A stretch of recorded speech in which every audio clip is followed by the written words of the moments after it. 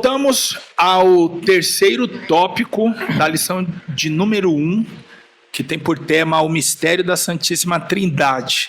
E assim, até o momento nós já aprendemos muito com o pastor Marcelo, espero que você já tenha anotado bastante.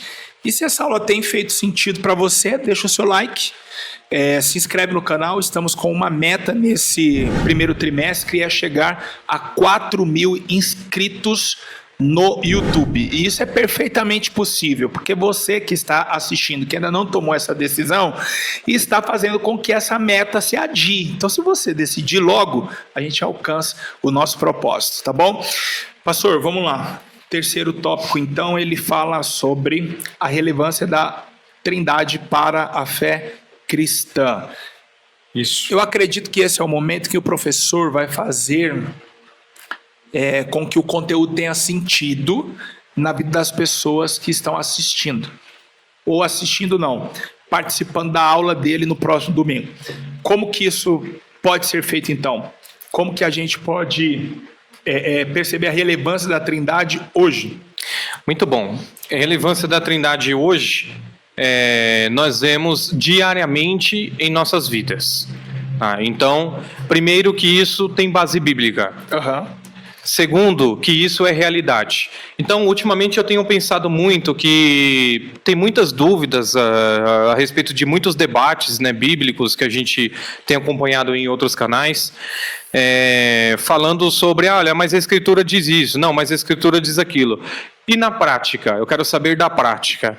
Então, sobre a prática, isso é importante para nós. Porque se a gente tem base bíblica e a gente sabe e vê Deus atuando no meio de nós, inclusive eu vi nesses dias uma entrevista com um rapaz que ele era ateu, e ele estava respondendo para um cristão que fez uma pergunta para ele, e ele usou muitos versículos dizendo que por que não tem milagres hoje.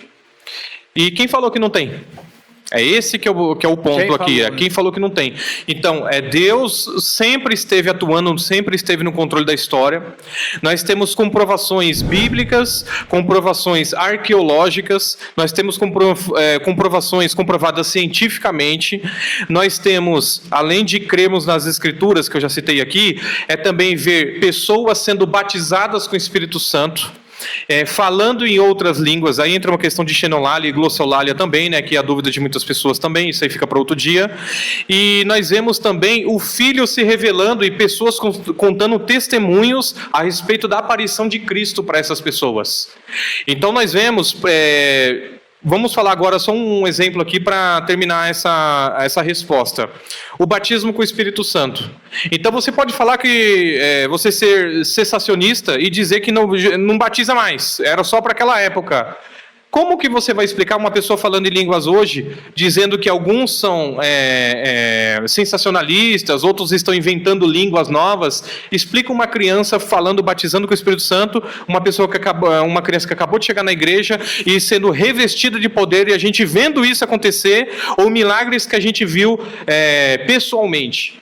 Isso daí é milagre, vamos dizer que é sem explicação. Então, isso aí é o Pai, o Filho e o Espírito Santo atuando nos nossos dias, tá? E na oração também se concretiza isso, que pelas Escrituras a gente entende que nós oramos ao Pai por intermédio do Filho, isso, no poder do Espírito Santo. Exatamente.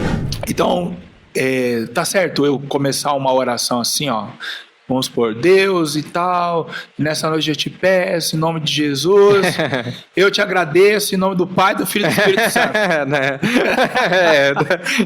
É engraçado, não é? Porque se eu só agradecer em nome do Pai, do Filho e do Espírito Santo, eu estava falando com quem? Muito bom, muito bom. Então, eu tenho que ter essa noção de que eu estou falando com o Pai.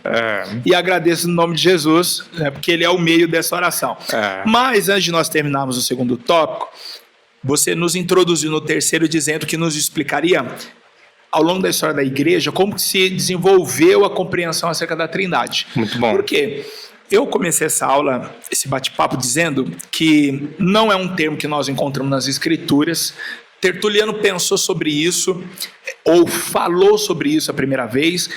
Embora esteja explícito nas Escrituras, nós não vimos Paulo, Pedro, trazendo definições... como que eu posso dizer assim, explicando a doutrina Ele simplesmente Menciona os nomes, né? menciona os nomes, mas não existe a preocupação de explicar. Não foi uma preocupação do primeiro século. Então, como que se deu essas preocupações? Como que se desenvolveu essa temática e por quê? Tá, muito bom. Então vamos, de novo, vamos fatiar, vamos por parte. Na outra lição eu falei a mesma coisa, vamos fatiar.